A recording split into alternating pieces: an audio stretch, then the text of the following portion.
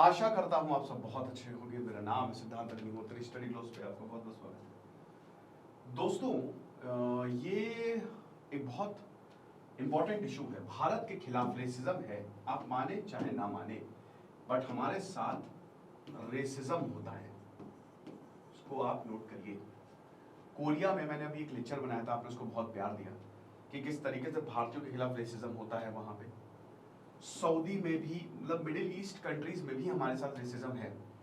एक बहुत बड़े यूट्यूबर्स के साथ उसने मैरियट होटल में रेसिज्म फेस किया था। शायद वो यूट्यूब चैनल का नाम अभी ये न्यू है, अगर मैं सही हूं तो। ठीक है, तो मेरा कहने का मतलब ये है कि रेसिज्म है, और अब एक इंडियन स्टूडेंट के साथ रेसिज्म हुआ है। अब देखिए, कहानी ये है कि ये इलेक्शन है। अब बोलेंगे सर कहाँ इलेक्शन है? बेसिकली यहाँ पे लंदन स्कूल ऑफ इकोनॉमिक्स, जो कि इस दुनिया का सबसे शानदार कॉलेज है, नंबर 1, वहां पे एक भारतीय स्टूडेंट, भारतीय छात्र के साथ रेसिज्म हुआ है, क्योंकि ये इलेक्शन में खड़ा हुआ है। जनरल सेक्रेटरी की पोस्ट पे, जो London school of economics student union elections होने वाले ना, उसकी पोस्ट पे ये खड़ा हुआ है और ये बता रहा है कि मेरे खिलाफ वेल प्लान्ड हेट कैंपेन जो है वो चलाई जा रही है। अब बड़ी बात यह है कि जब मैंने अपना कैंपेन शुरू किया फरवरी 2024 में, मैंने अपना नाम रजिस्टर किया, तब तो सब ठीक था, ठीक है।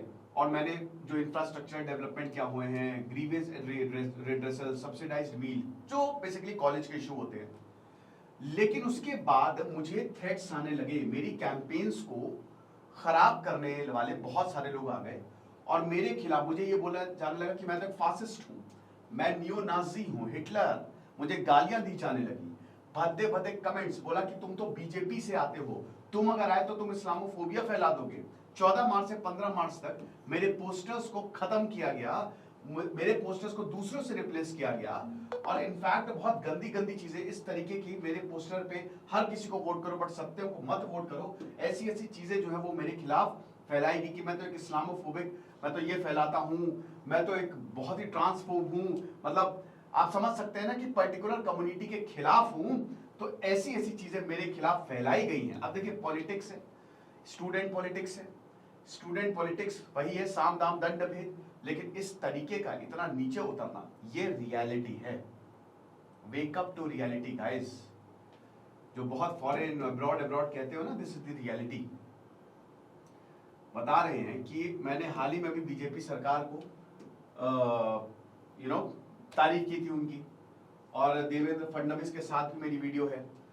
इनका नाम इसलिए भी अभी हाल ही में आया था क्योंकि इन्होंने खालिस्तान के प्रोटेस्ट चल रहे थे और इन्होंने भारत का झंडा उठा के भारत जिंदाबाद के नारे लगाए थे, और खालिस्तानी प्रोटेस्टर्स को, जो खालिस्तानी जो है, खालिस्तानियों को, जो आतंकवादी, उनको आतंकवादी बोला था। एक सरदार जी थे, उन्होंने लंदन में भारत के लिए बहुत अच्छा बोला था। उनको डेथ थ्रेट्स आई थी, रेप थ्रेट्स आई थी खालिस्तानी द्वारा, जो खालिस्तानी आतंकी है। ये आतंकी, जो खालिस्तानी आतंकी, लंदन से support, UK, US, Canada, Europe, चूं तक नहीं बोलते इनके खिलाफ। साफ है कि ये भले ही पर्दे के सामने कितना अच्छा कह लें, लेकिन पर्दे के पीछे जो है ना, इनके मन में घृणा भरी है। देखिए ऋषि सुनाक, मैं आपको एक एग्जांपल देता हूं। ऋषि सुनाक इस समय यूके के प्राइम मिनिस्टर हैं। अब ऋषि सुनाक से पहले, हेलो, ओके, मैं माइक मेरा यहाँ पे, अच्छा चलो कोई बात नहीं। तो ऋषि सुनाक से पहले जो हैं, कितने लोग आए, कितने प्रधानमंत्री आए यहाँ पे? कोई टिका? ऋषि सुनाक अभी तक टिके हुए हैं और अच्छे से सरकार चला रहे हैं। इंडियंस आर वेरी टैलेंटेड, और कहीं ना कहीं ये देश हमसे जलते भी हैं, ठीक है ना, और हमको बड़ा नीचा समझते हैं। तो ऋषि सुनाक सरकार चला रहे हैं। जब ऋषि सुनाक को पीएम बनाया गया था, कितने सारे मैसेजेस आए थे हेट्रेड के कि ये कैसे, ये इंडियंस अब हम पे रूल करेंगे यूके में। अभी दोस्तों बाल्टीमोर का ब्रिज कोलैप्स हुआ, बाल्टीमोर का ब्रिज कोलैप्स हुआ दोस्तों, और ऐसे गंदे गंदे कमेंट्स भारत के लिए किए गए, इतने रेसिस्ट कमेंट। इनको पता नहीं है कि भारत तुम्हारी इकोनॉमी चला रहा है। आज भारत जो है वो शीर्ष पर बैठा है। अफ्रीका में जितने बड़े बिजनेस है ना, वो इंडियंस के हैं। अमेरिका में बड़ी बड़ी कंपनीज के शीर्ष पे कौन बैठा है? इंडियंस बैठे हुए हैं। यूके को एक इंडियन चला रहा है, ठीक है। तो आप ये समझिए, उसके बावजूद इतने गंदे, इतने रेसिस्ट कमेंट्स, ऐसी पिक्चर्स डाली गई हैं, आप देखा होगा अपने ट्विटर पे। यह अमेरिका का हाल है। जो बाइडेन ने ऑफिशियली बोला कि यही इंडियंस की वजह से, इन्हीं भारतीयों की वजह से आज जो है वो बाल्टीमोर बच पाया है। इन्होंने डिस्ट्रेस कॉल भेजी। हॉलीवुड में आपने देखा होगा कि भारत को गरीब दिखाया जाता है।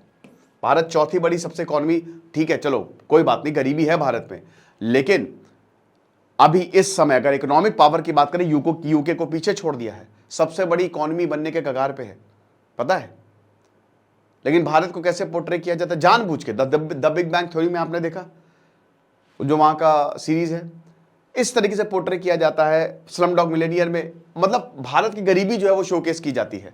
जो वहां के व्लॉगर्स आते हैं वो भी भारत की गरीबी को ही शो करते हैं, क्योंकि उसमें व्यूज आते हैं, वही लोगों को देखना है। They want to see the negative side, positive side किसको ही देखनी है। तो ये सारी चीजें होती हैं इंडियंस के साथ। एक समय पूरी दुनिया से, जब यूरोपियन चड्डियों में था ना, हम डेवलप्ड हो गए थे। पूरी दुनिया से हमारे यहाँ पे लोग आते थे, नालंदा में, विक्रमशिला में, तक्षशिला यूनिवर्सिटीज में। भारत जो है वो हब था पढ़ाई का, ठीक है ना। और ये बात हो रही है आज से 2000 साल पहले की, 1500 साल पहले की। लेकिन धीमे धीमे उसको खत्म किया गया। बहुत सारे इंडियंस ऐसे हैं जो अपने ही कल्चर पे बहुत ही घृणा से देखते हैं। ये क्या है? यही तो कह रहे हैं कि जब तुम अपने ही आप को इतनी घृणा से देखोगे, कुछ लोग तो ऐसे हैं कि फॉरेन के सामने तो मतलब अगर उनको कोई दिख गया या वो फॉरेन में, तो उनकी बहुत ज्यादा तारीफ करेंगे, बोलेंगे इंडियन तो ऐसे ही हैं। ऐसे लोग भी हैं दोस्तों, जो फर्जी में चापलूसी करते हैं, अपने आप को नीचा दिखाते हैं, ठीक है। Feel proud.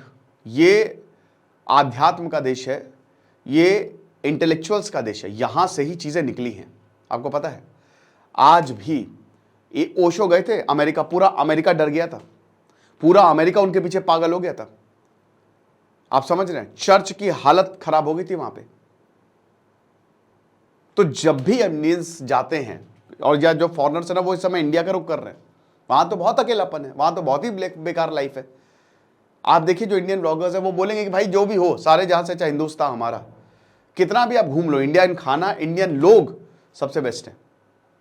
हाँ, घटनाएं होती हैं कुछ दुखद, ये बहुत गलत है, नहीं होना चाहिए, लेकिन ये हर जगह है, ठीक है। कई जगह जो है अच्छे लोग भी हैं, ऐसा नहीं है, लेकिन ये रेसिज्म भी हमको देखने को मिलता है। तो ये अब इनके साथ हुआ, ये तो अच्छी खासी पोस्ट पे है भाई, ये जनरल सेक्रेटरी हैं, देवेंद्र फडणवीस से इन्होंने फोटो खिंचवाई, ठीक है, इन्होंने नरेंद्र मोदी के तारीफ किया। अब ये बताते हैं कि भाई देखो ऐसा है कि भारत का राइज जो है ना, ये देख नहीं पा रहे हैं, ठीक है ना। तो भारत जो बढ़ रहा है ये देख नहीं पा रहे, इसलिए अटैक्स जो है वो हुए जा रहे हैं। और ये आप देख सकते हैं कि ये जहां खालिस्तानी झंडे थे, वहां सबसे ऊपर यही सत्यम नहीं, भारत का झंडा जो है वो फहराया था, है ना। और बड़ी इनकी तारीफ हुई थी, मीडिया ने भी इनका इंटरव्यू लिया था, देवेंद्र फडणवीस के साथ इनकी फोटो छपी थी, ठीक है ना। तो अब इनको उसके बाद नियो नाजी सपोर्टर बोला गया। देख सकते हैं, गलत को गलत यहां कहने की हिम्मत ही नहीं है। आप क्रिटिसाइज तो करोगे, लेकिन आप तारीफ नहीं करोगे।